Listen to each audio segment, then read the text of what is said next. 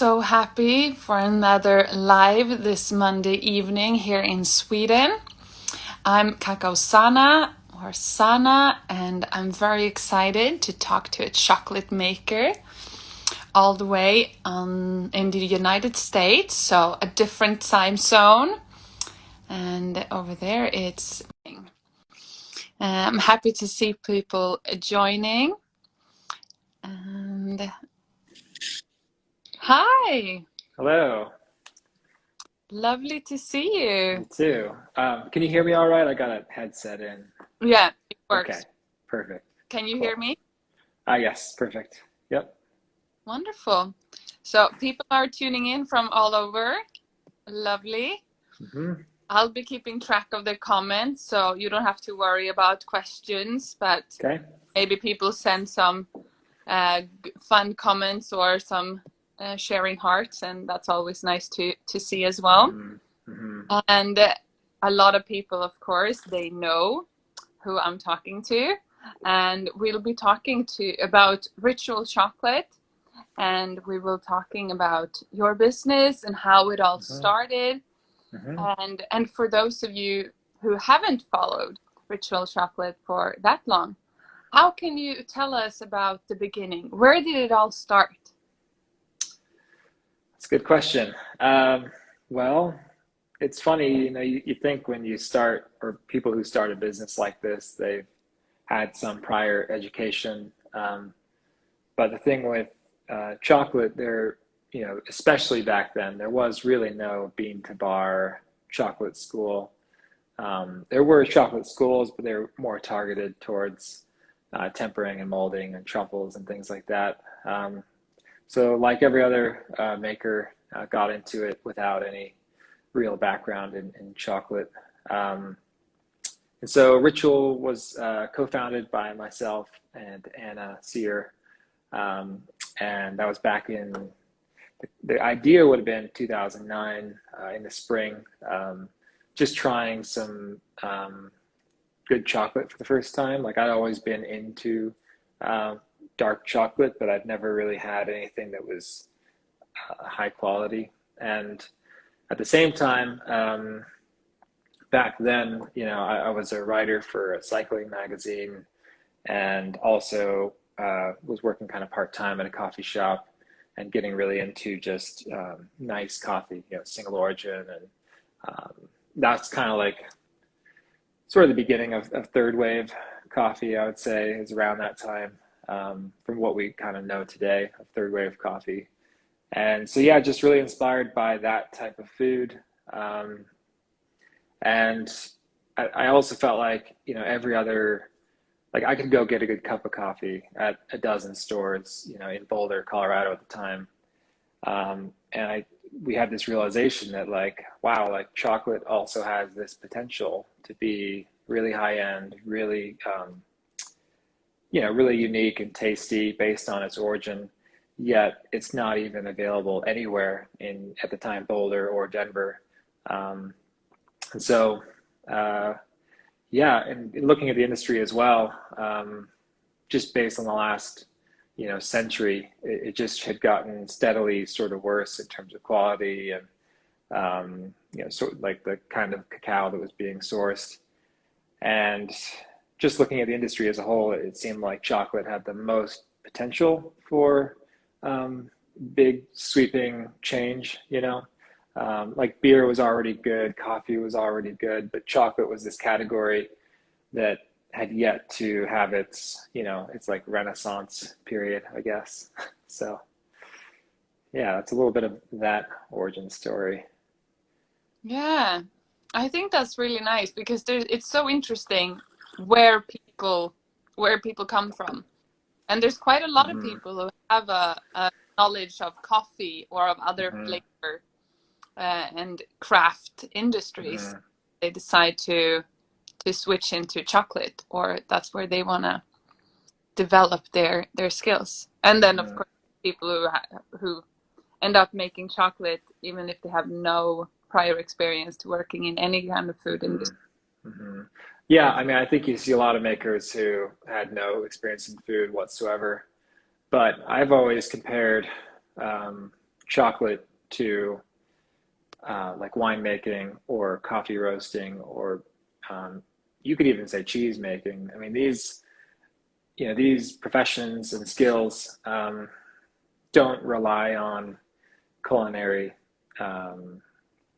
expertise of any sort. These are like processes, right? These are like you're taking one ingredient and kind of transforming it into another thing, which obviously is, a lot like cooking, but it's more, I don't know what you want to call it, craft, process driven, maybe a little bit of engineering involved, maybe a little bit of chemistry. So yeah, you're not trying to add things and season and stuff like that. It's just pure, processing. Yeah. So, mhm.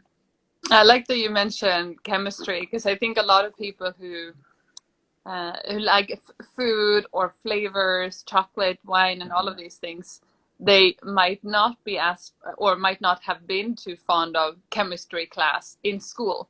Mm-hmm. And Mm-hmm. people would have told them, like, you're actually going to work with something that's connected to chemistry. I think quite a few people would have been like, nah, chemistry, it's not my thing. And then they start to make chocolate. Mm-hmm.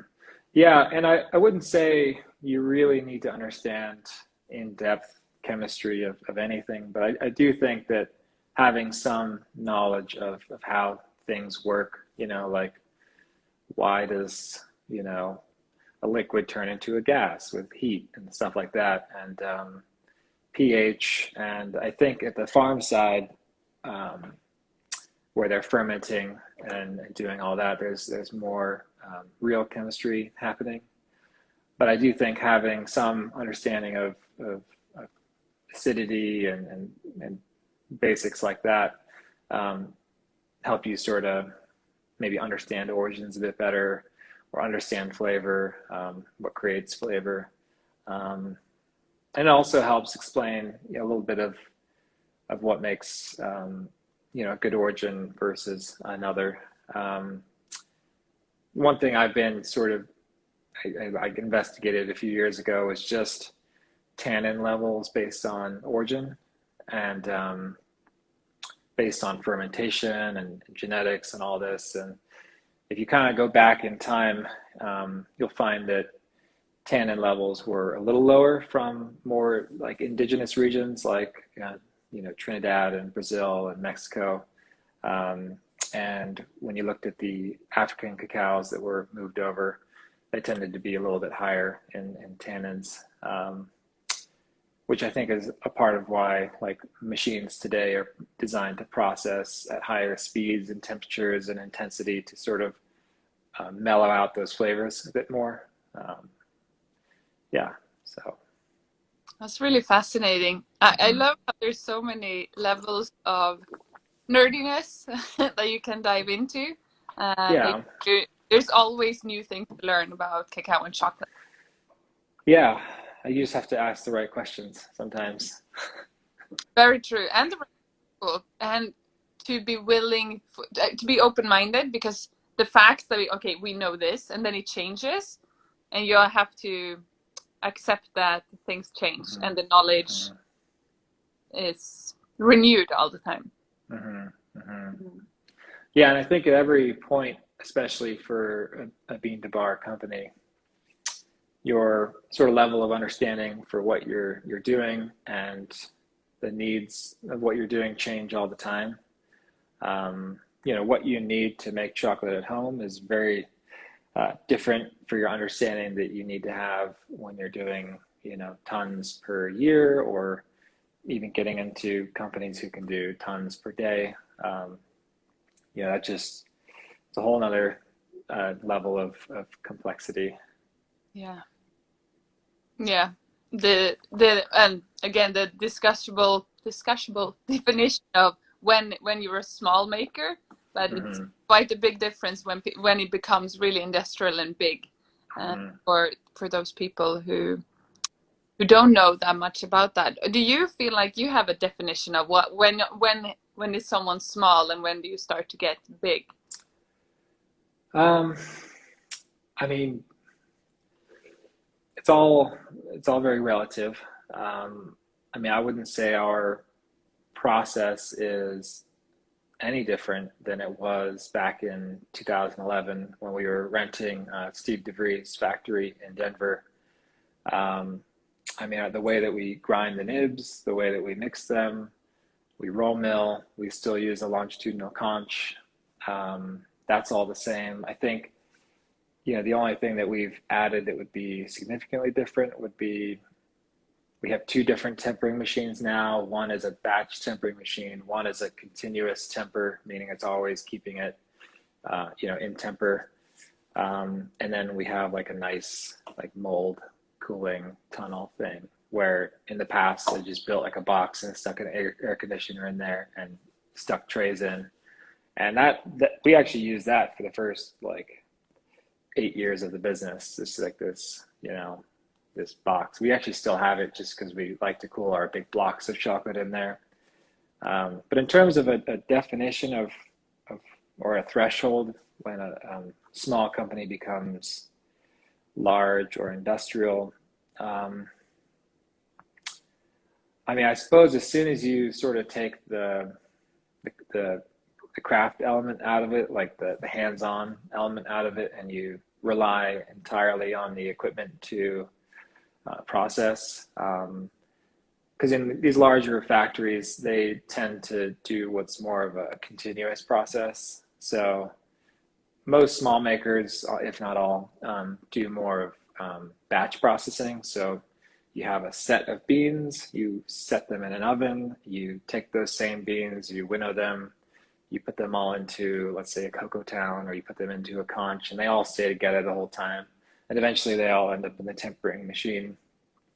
But with these larger factories, they are set up to be more of just like a continuous process from start to finish. So you can have a continuous roaster. I'm not sure if you've ever heard of that. It's like a hot oil heated style roaster that's just feeding beans through it.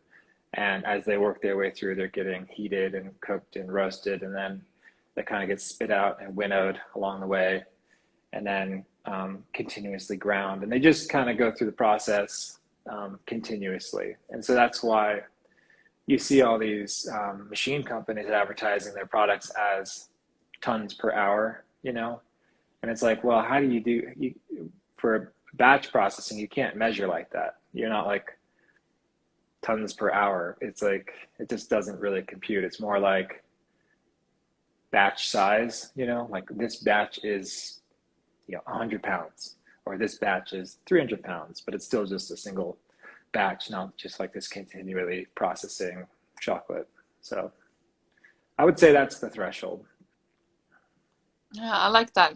And I think that's really interesting for a lot of people to hear as well. Since it's something that is often up for discussion, since there's not a set rule as the same as the definition of craft, which you also kind of mentioned. And now that we're talking about your machines and people are agreeing in the comment, good definition. So when you're talking about your machinery, that you've developed some, but you still have a lot from the beginning. So if you could tell us a little bit about like more in depth, the process for your beans. I posted a video of one of your machines where the beautiful chocolate, well, the almost chocolate, where in the making, that it drizzles through. And we also got a comment, and you mentioned before that you bike a lot, and that your skills in fixing mechanics from your bike experience might have come in useful and come in handy with working with machinery for chocolate making.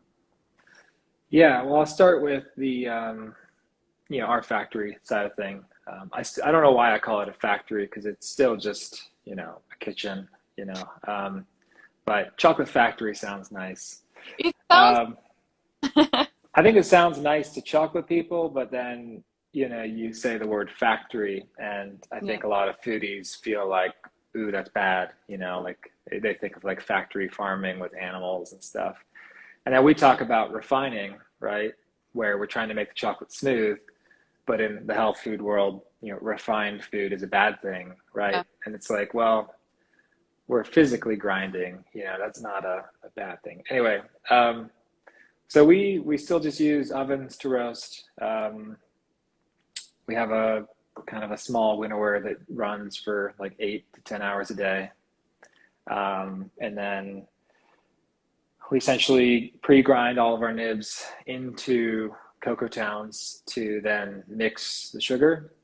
And unlike, I think, a lot of chocolate these days, it only spends about an hour or two in the cocoa towns to fully mix, but also the way I like to describe it is get all the particles down to around the size of a sugar granule.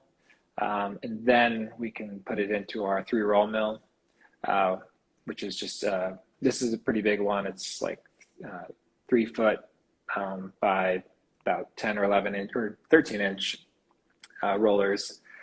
And then that gets it down pretty fine. The one and only time we ever took a particle size test professionally, that is, they measured it around 10 microns when we were done roll milling. And then from there we go to the longitudinal conch, and the one we have is from 1915 Switzerland. And this one was in the Suchard factory in Switzerland from around, we don't really know the beginning date, it's kind of impossible, but we are guessing 1915 until 1990. And we know the 1990 date because that's the year that the Tobler group, so like Toblerone, bought Suchard. And when they did that, they closed the factory in Neuchâtel. And at that time, that's when all their conches kind of scattered or got dismantled. And the interesting thing about those conches is they were, these big hunks of steel that were built into brick foundations, which meant when they took them apart, there was no way to move the machine as a whole. So they had to be really dismantled. You got rid of the foundations. And then the 2 sets that are out there that I know of ended up in this barn in Hamburg, Germany for however many years, like at least a decade. And that's where Steve DeVries was able to locate them. And he bought them, took them to Denver, and they sat in the back of this factory that we were working out of, his factory, for the whole, 4 years we were there, or 5 years, I can't remember. And so we just looked at these awesome pieces of machinery. They were just rusty. They were still packed with hay from that barn because that's how they that was the packing material, And eventually we were able to convince them to sell us one of the sets. So that's the story of those conches. So we built, a steel frame around them and put in controls and heaters and all that. And that's what we've been using ever since. And in terms of, fixing things, it's just, you don't know what you can fix until you try, and sometimes out of desperation, you're just forced to do it. And especially in the early days, when we had no money whatsoever, we couldn't just call on someone to come fix something. It was too expensive. And so it was just a matter of okay, well, let's take it apart, and see what's inside. And I think the nice thing about old equipment is it's very simple. So, you can open up, and if there's a problem, you can usually see the problem. You're oh, that cog is worn out, or, the chain broke. Versus modern equipment, it's usually some sort of computer chip problem, which you could never, fix yourself. You just have to buy a new chip or, yeah. So old equipment's easy. You just gotta be patient and take it apart and try. Yeah. That's really fascinating. And I think it's wonderful that you have a story behind that conch. And that we're not only okay, we need the newest, fanciest equipment, but to make something last and work. Well, the purpose behind, really sticking to that I mean, Steve had a lot to do with it because his that was his philosophy as well.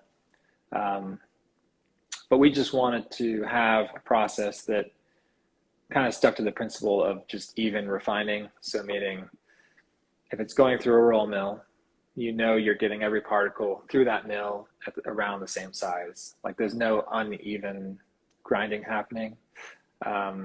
And same with the conch, it's the same sort of mechanism in a way. Like you have a flat base and you have a big roller that rolls back and forth that's perfectly smooth.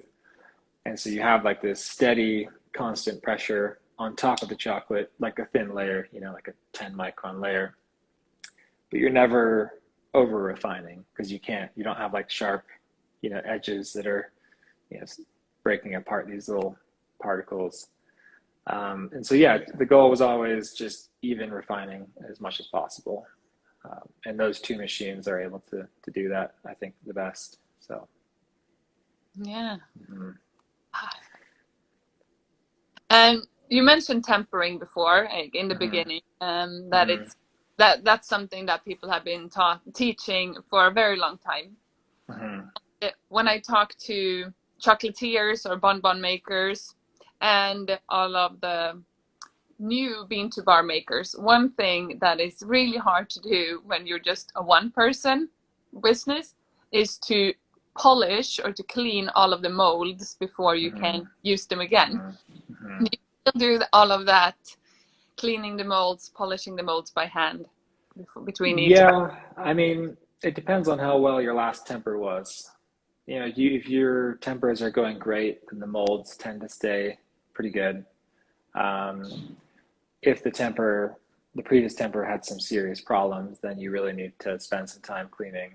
Um, Mostly our cleaning happens from going from different types of bars that we're making. So some of our bars get the fleur de sel. Some of our bars get this like sprinkled freeze dried raspberries. And those cover the molds entirely in like a red powder.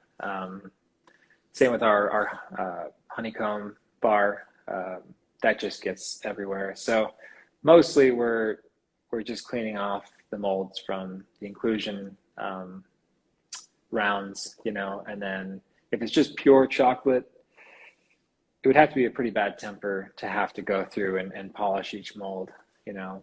And we've been able to develop some new like techniques back there in terms of how we wash and um, using high heat and all that stuff. That's helped a lot. So Yeah, mm-hmm. finding the tricks. I think Yeah. a lot of when you start off, those are some of the things that you look for. Okay, how can I Mm-hmm. make time more efficient? Mm-hmm. Well, and yeah, it's just when you start, you're just if you were like us, you were on a major budget. Um, I mean, the bars that made Ritual from the beginning for the first 5 years, those molds we found for $1.50 a piece. I mean, they were like the cheapest, crappiest molds. I mean, they weren't crappy, but they were not good, and they would break all the time.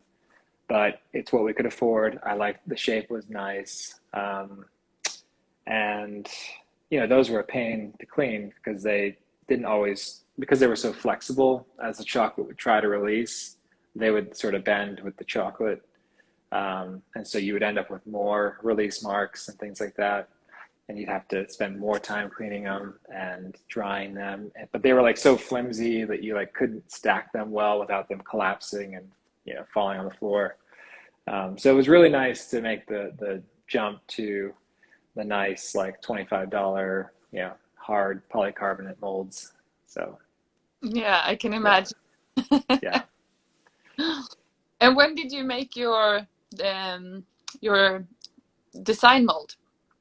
Was that That would have been 20 probably launched 2016.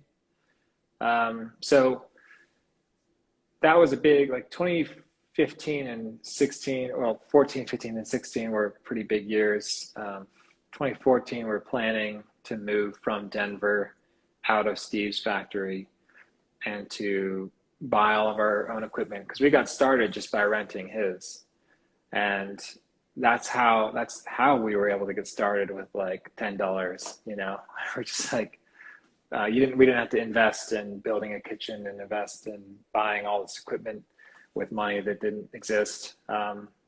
So we were able to have more of like a monthly payment to him, and that jump from leaving his factory to build our own, that was a big jump because then we had to buy our own big roll mill and tempering machine and all that. And another thing we realized around the same time was, as beautiful as our old bars were, I'm not sure if you ever saw one. It was like a small white package with like an animal on the front. Really nice paper, nice drawing, just really classic like letterpress style packaging. When it was on the shelf, it just was practically invisible. So in like a grocery store setting or just any old food market, people were not picking them up and buying them. They were just sitting on the shelf. But anyone who did buy one, once they like had it in their hands and they could hold it, they loved the packaging. And to this day, there's a lot of people who prefer our old packaging to now. But we made the decision to do a full redesign, make it more kind of on brand for Ritual in Utah, which there's some desert here and high mountains, and there's just just from a design aspect, we felt like we needed something more specific to us. That's when we redesigned the molds, and I kind of call it like Navajo deco, a little bit of like Native American influence from from where we are, but a little bit of like the Art Deco style coming in as well. Yeah, that change, I mean, overnight, not overnight, but like within that year, our sales doubled. Like Wow. people were actually picking up the bar off the shelf and buying it. So that was important. But that was a huge effort to go through the design process, to buy the molds, to pay for the packaging, all that. It was definitely worth it. Yeah. A big investment, but it was Mm-hmm. the right call. Mm-hmm. It Mm-hmm. must be wonderful to see, to get that proof as well, because I think a lot of times you don't always know, okay, was this the right investment? But when you can see the sales like that, you get a proof. Mm-hmm. Right. I mean, our it was really scary because our initial feedback from a lot of people was like, "Hey, I love the old packaging." I mean, and a lot of people are also obviously like, "Oh, we love this packaging," But it was a little scary because I was personally very attached to the old design. I mean, I just loved how like authentic it was from the beginning. Like we worked with like this small letterpress printer, and we sourced paper that was it's called laid style. It's like the oldest printing style or paper making style from like China from like thousands of years ago. And we found the font for Ritual, and our printer found like in like an old set somewhere, like letterpress set. So all of it was very kind of old fashioned and authentic, which I loved. But I love our packaging now. We get to explain a bit more inside and be a bit more informative.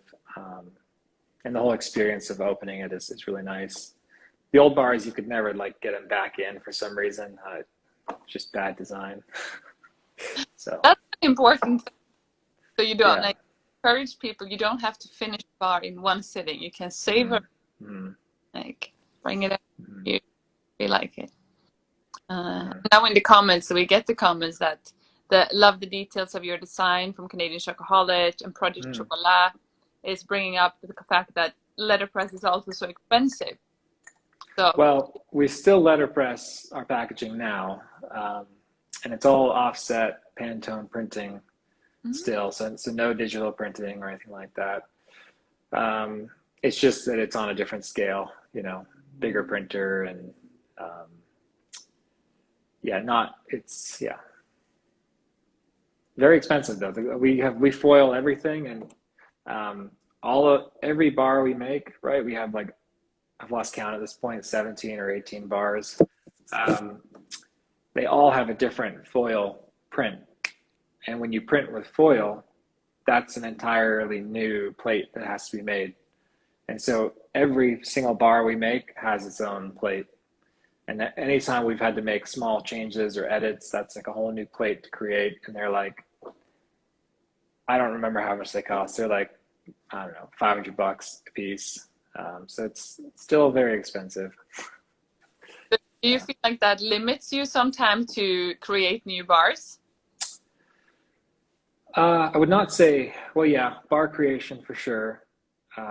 We're less likely to do a limited edition printed in that style.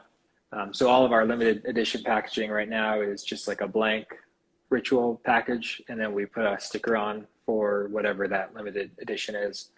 So we don't have to go through that whole process of plate creation and then also printing the like, I wouldn't want to print less than maybe 10,000 bars of in that style, because then it just wouldn't financially make any sense. And these are like long-term investments usually with the plates and the printing. These are products that are going to stick around for years to come, and the investment pays off versus it doesn't make any sense to invest the same cost into a limited edition that's gone in 6 months. You know, you're like, wow, that like we didn't make any money on that bar and we spent a lot of energy. So, yeah. Yeah, that's when that's the difference between a hobby and a business. When you have a hobby, you can do do something and you don't have to make money. You can just like, as long as it sustains itself. But if you make a business, you have to keep growing so that you can develop and pay everybody salaries.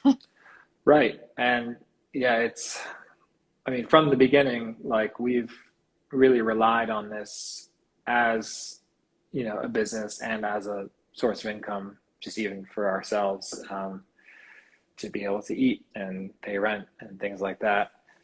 And yeah, as we've grown, we've had to hire and make sure we can pay everyone, and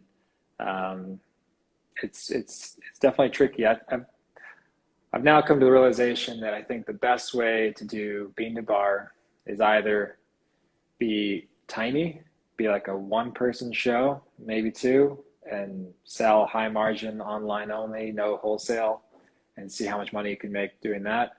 Or you've got to get past being medium sized and be pretty big for it to sort of work out. Because the middle ground is really hard. You can't afford all the positions you need to do all the jobs well. Like you need someone for marketing and design, and for, you know, lots of people in the back helping to make the chocolate. And in order to pay for all that, you've got to be, you know, pretty big. So yeah, so stay small or go big. I think that's a good, well, everyone each to own, but to have as an idea to when you make your business plan or when you think about what you want to do, to keep that in mind. Well, right. And at the end of the day, it's like, well, are you doing this because you want some big company, or are you doing this so you can have income for yourself? And if all you really want is income for yourself, then you can actually stay really small, and you know, don't dilute your price for wholesale. Just do pure, you know, direct to consumer. Make fewer bars. It's kind of what Colin was doing at the end from Rogue. He had sort of transitioned more towards that, it seemed like, which seems like a pretty good business model to me. Nice. Yeah. And what about you? Visions for the future. What are you thinking? What's the next step, or how you want to developing? It's more of just the same, and continuing to grow. And what I've been transitioning to, for many years is just trying to build, a good, dependable team that we can rely on for all different aspects of the business, and being able to pay well as best we can. So it's just trying to continue to go in that direction where we have a really good team. We're able to pay well. We're able to create, a great product. And so from here on out, it's more just nothing really new. Like, I want to launch a new single origin soon. I've been looking for, it seems like years now, but it's just hard to be for that right origin to come along, that we want to partner with, forever. Because that's one of the things we like to do here is when we bring on a single origin or a source, it's not temporary, it's long term. We can grow together and make sure they're earning what they need. But yeah, I just want to continue to improve the factory and grow and all that. Yeah. Nice. Mm-hmm. And now I'm curious, have you already found which origin you want to work with? Is it all? No, there are front runners. There's a few. And we were just having a conversation about this here, like internally this week, just what it takes to find that perfect origin. Like, it's got to be, it kind of has to check all the boxes. Like, the story has to be interesting, like how it got started and what's going on down there. The flavor, it's got to be great. From an environmental, ethical, social position, it's got to be great. Like, it has to be farmed organically and all that. I think logistically, we need to be able to get it right, because there are some great origins out there that logistically are, I think, cost prohibitive or even impossible. And then I think the last thing that we look at is price. Obviously, there are some constraints, like if the price is just too high, then the bars might not sell. But also, if the price is too low, then there's something happening at the farm level that probably isn't ideal. Like, somebody isn't getting paid well, so we have to also avoid that. So yeah, it's hard to find that perfect, unicorn origin where all things come together, but we're getting close. Yeah. Mm-hmm. That's really, really, it's going to be really exciting to follow, to see Find as the next origin. Mm-hmm. And I want to highlight again that you mentioned for people who might not be as involved in the bean to bar chocolate industry listening, that instead of just looking for the good price, you actually have a check. Okay, it can't get lower than this, or if it's too low, we look at it. Whereas so many industries, or in general in the world, people want the best price, and that means that it's as low as possible. I mean, this is our, as an industry, our opportunity to change the industry. And if you look back at history, the mistake I think the big companies made was making it all about price. So, Hershey and the big companies, Calabo even, they were all, competing by price and trying to find the lowest prices they could get, which basically continued slavery style labor, from the 1700s and 1800s, and continued it into the 1900s and maybe even today. And it drove down the quality, it drove down everything, because it was all about price. And we've seen it happen before, so it'd be pretty silly to make the same mistake again and not learn from the past. So very, very true. mm-hmm. We need to learn from the past. Right. it's pretty easy. I mean, it's all there. It's all written in Yeah, books. Yeah. I have so So, much knowledge today. mhm. Yeah. Now that we're talking about all of your bars, for those listening who might not have been able to taste your bars, it's more easy accessible, of course, in the United States, even if it's available in Europe, but not as not all over the place. So, what origins are you working with right now?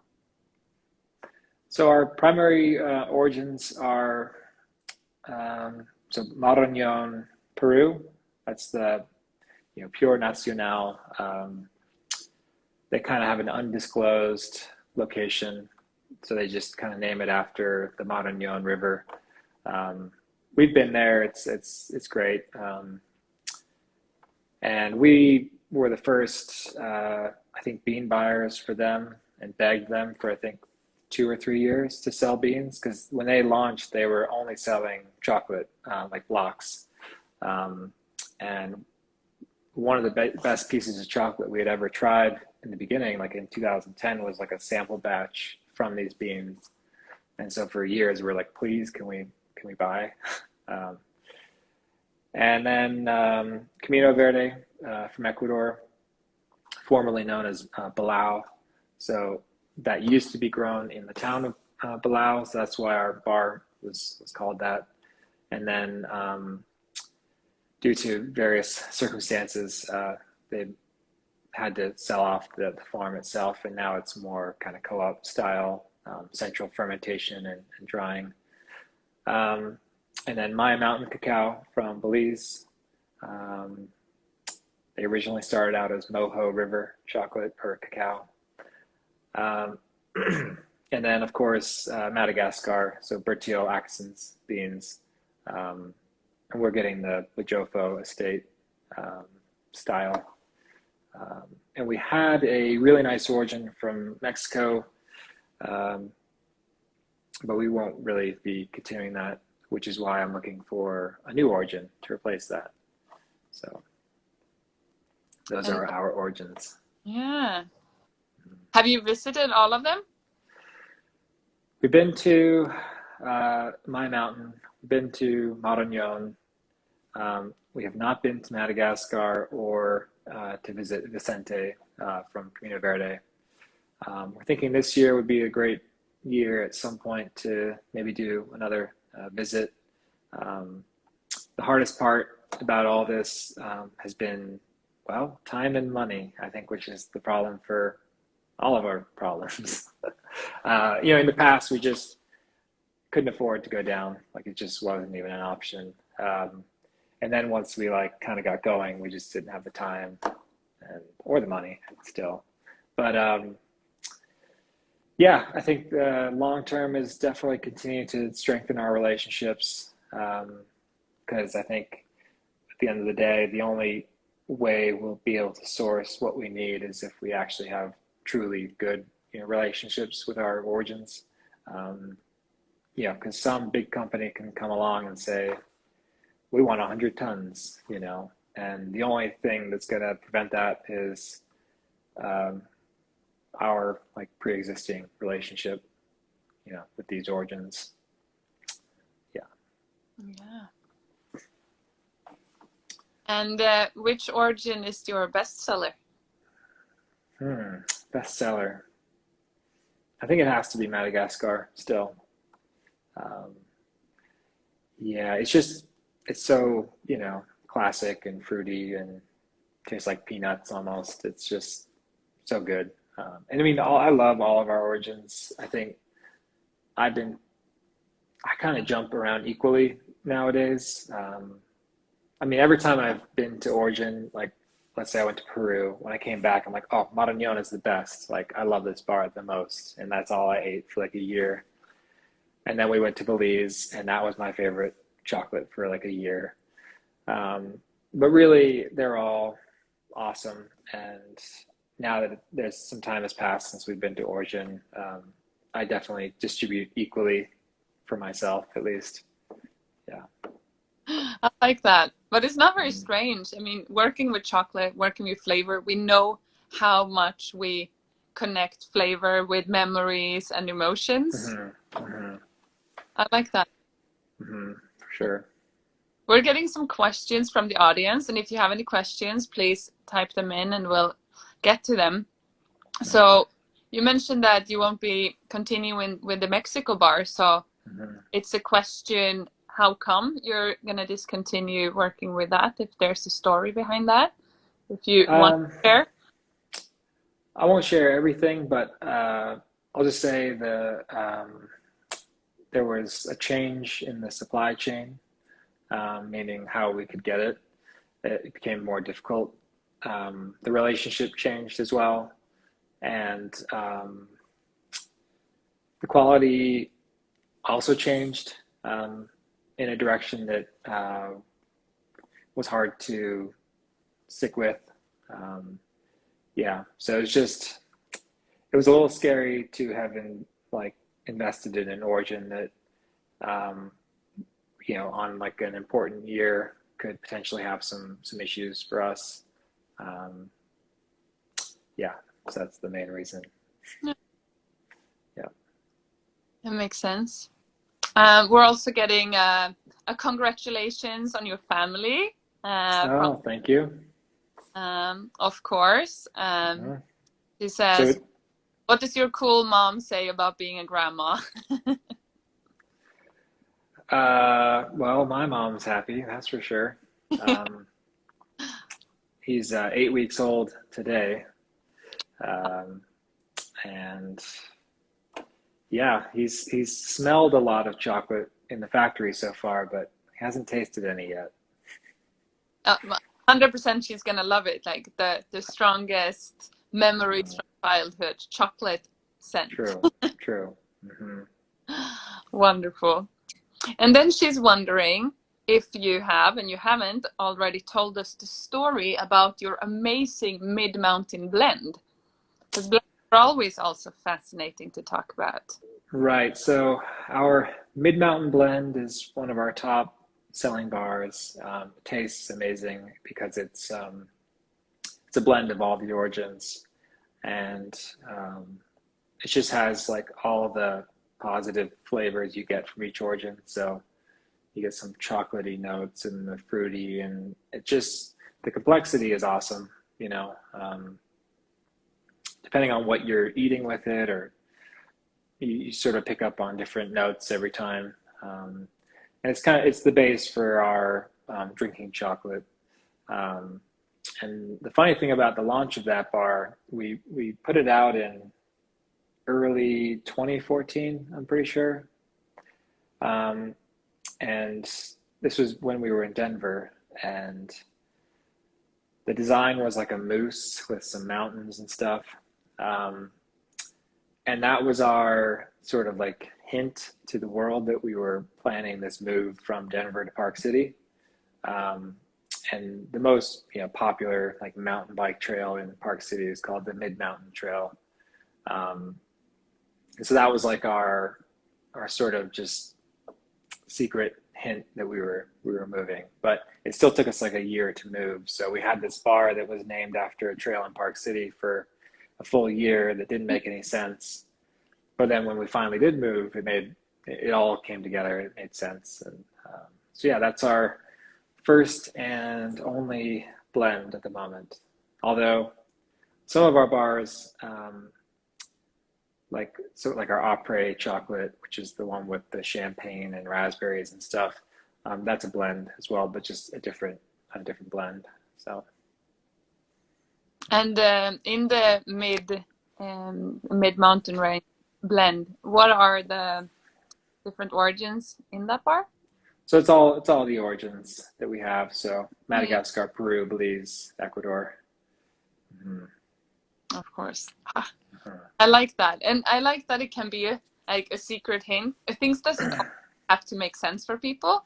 People can look for things, or like with poetry or art, like people can make up their own thoughts and ideas. Everything doesn't always have to be on the nose. Right, of course. Yeah. And then people are saying that they love your chocolate and can't wait to try new ones. And then I'm sure they mean flavors and the new origin that we know you're looking for. Mm-hmm. And then we've talked about it, and then when you look for cacao, the story is really important. So someone Mm-hmm. is wondering, how do you convey the story to the customers? That is difficult. You certainly can't do it in the 3 seconds they give you when it's on the shelf, when they see it, um, but once they have the package, we have like a paragraph inside of each bar that just describes the origin as best as we can, and as sort of concise as possible. Um, but it's more through just social media and our website and talks like this. And I think the biggest problem we have, not the biggest problem, but the biggest marketing problem we have in our industry is there's so much to talk about. Like, we could talk about each origin in depth forever, because it changes every year and there's new people every year, and there's always some drama like a landslide or fungus or something. There's always something to talk about, and that's just from the origins. And then there's the process, and we can talk about roasting, we could talk about winnowing, and our refining principles, and how we conch, and all that. I mean, and you can also talk about your brand, right? So the way we've kind of divided things is, when we're trying to convey a message about ritual, it usually comes down to farm or origin, factory and process, and then our brand, right? Like who we are, like our identity. And a lot of that comes down to just kind of like where we are and who we are as people. So we're in the mountains of Utah. We're all mountain bikers and skiers, and we love fine food and things like that. But it's like, it's just really difficult to explain it all, concisely, in a way that isn't confusing, or even hurts the brand. Like, if you try to say too much from too many different angles, you end up confusing your customer, and they just think it's all kind of BS anyway. So it's just, like, we want to be better storytellers. We want to, do more, whether it's through newsletters or our online journal or hosting classes and things. But it's very hard to capture all of it in the bar, on the package.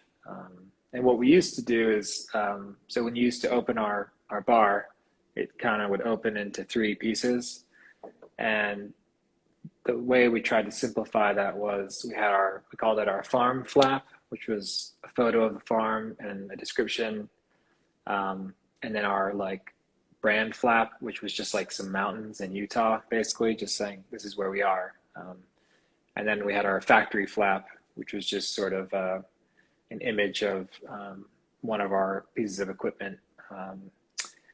That's now changed, and the inside is now origin flap, so something about the origin, factory flap, so the full process, and then on the other side, it's now like a tasting flap. So we have like a wheel, a place for notes, just some instructions and tips on how to taste chocolate.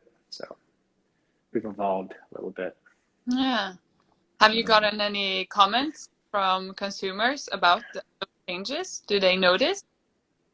I don't know. I hope. I think the inside looks great now, especially like the way we've described the process. I've yet to see a photo on Instagram of someone who's actually filled out like our tasting card. So if you filled out the tasting card, take a photo and tag us. We will, Yeah. we'll repost or reshare. I think that's really nice. I mean, for people who are like us, they do that, even if because they might have their own notebook and Mm-hmm. whatnot. Mm-hmm. But for all the people who get your bars and try them for the first time, to get that mindset. Okay, wow, I can really analyze this. Hmm. I Hmm. feel like those are the people I really hope fill that in. The ones Hmm. that have never done that before. Right. Well, yeah, even just looking at a tasting wheel for the first time is really eye-opening Yeah. to break down the categories by, fruit. What kind of fruit? Earthy. What kind of earthy? Nutty. What kind of nut? It's a really nice way to break down what you're tasting. Yeah. And since you have like your when you were working with coffee and Uh, I meet sometimes coffee people are like, oh, but I'm not very good at telling the notes in chocolate. I'm like, you can use your coffee knowledge, or with wine, you can use your wine or beer knowledge and just try to find that in something solid instead of in something liquid. mhm. So And trust your I've, trust yourself. yeah, yeah. And I get that. I used to lead our tasting or our tours and tastings in Park City for a few years.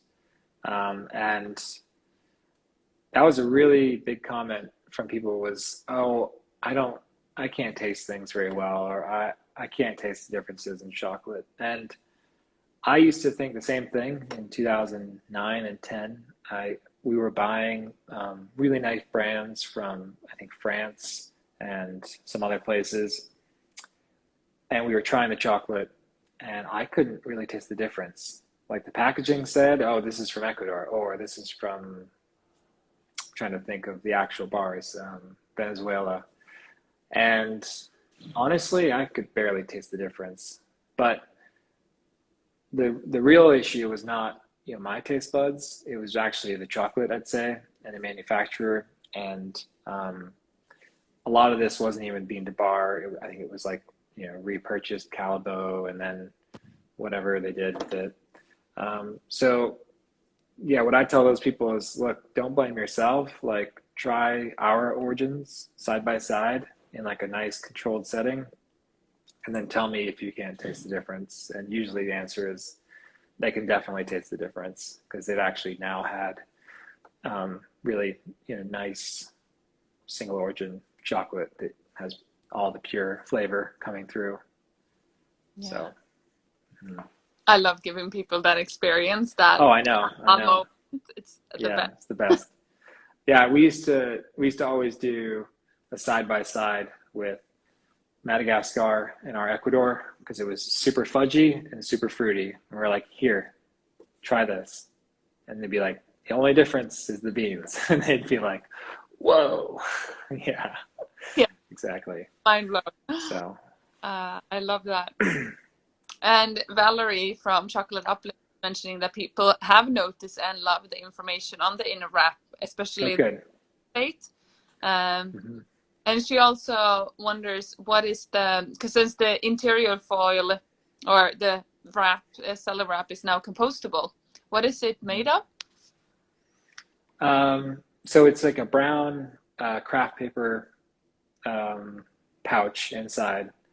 And on the inside is that like plant-based plasticky material that um, can seal air and stuff, but then it can be composted.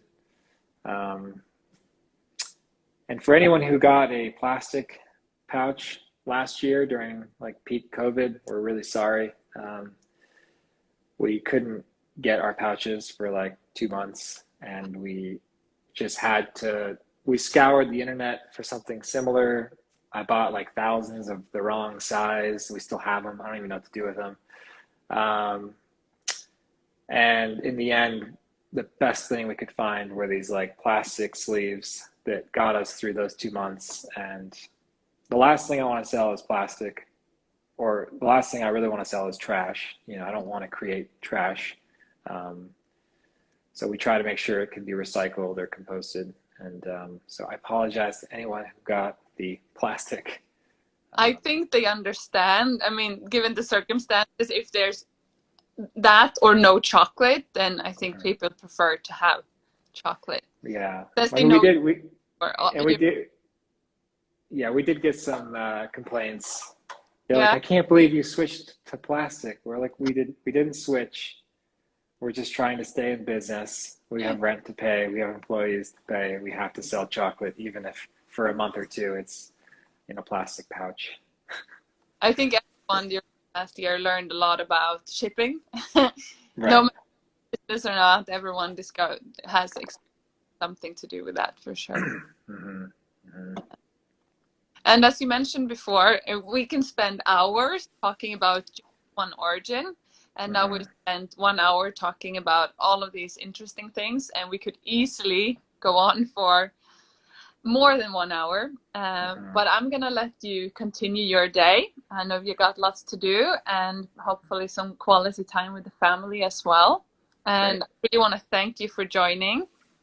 Mm-hmm. Well, thank you for hosting. This is awesome. Can't wait to go look at all the comments after. Yeah.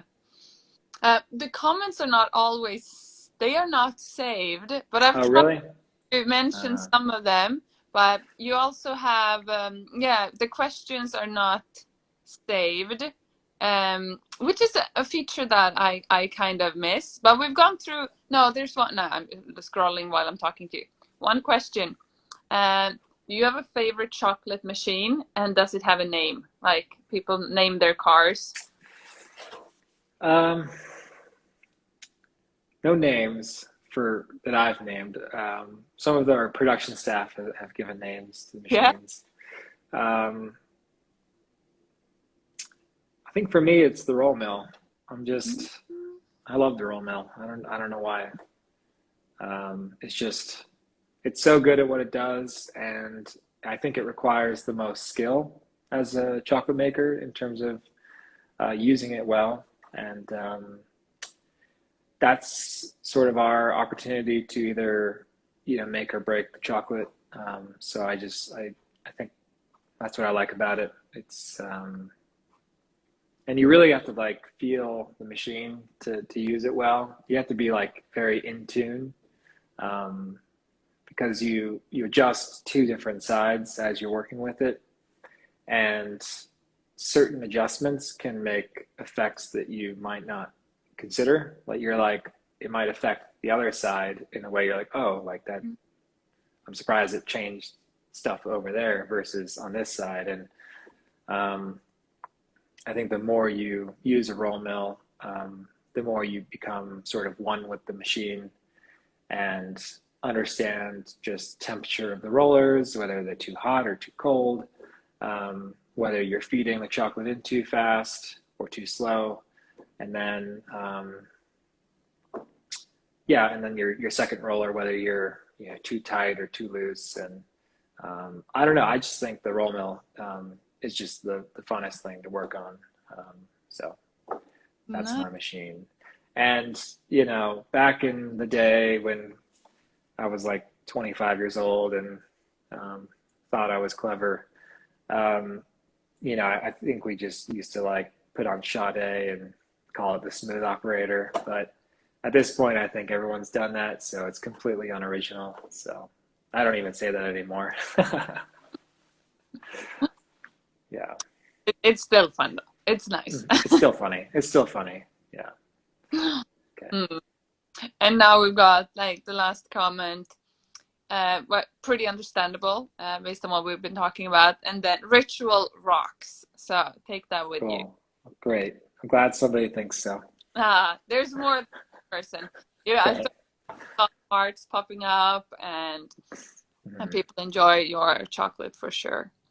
I think So those are all from my sister. She's on here somewhere, getting all the hearts.